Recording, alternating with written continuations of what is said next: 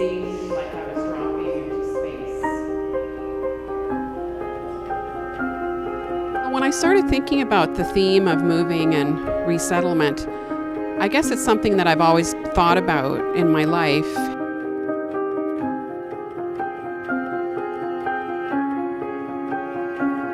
I really notice what's going on in the world in terms of housing and how it's so difficult in a city like Toronto, where there are all these condos being built and it seems like it's very developer driven, and yet there are all these people who are displaced and can't find affordable housing. And I just think there are a lot of issues around the place that we call home.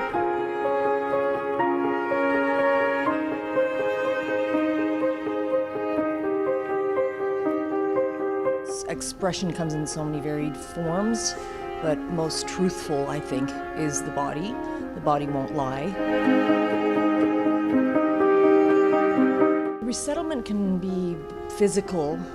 It can, personally, I think we resettle at every stage of our daily life, and I'm talking resettlement in our thoughts. How do we resettle an unsettled thought? How do we adjust to adjustments in our mental state?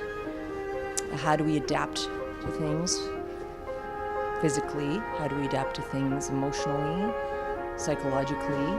So resettlement doesn't, for me, represent necessarily a physical change from one home to another, say. That's not necessarily what I'm talking about. I'm more interested in how one adapts to a change. So that, I think that's what resettlement really means to me.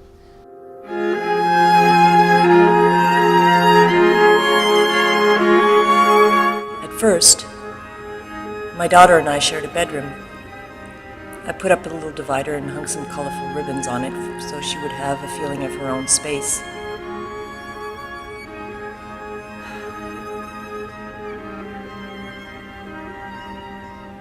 But every night, she would come into bed with me.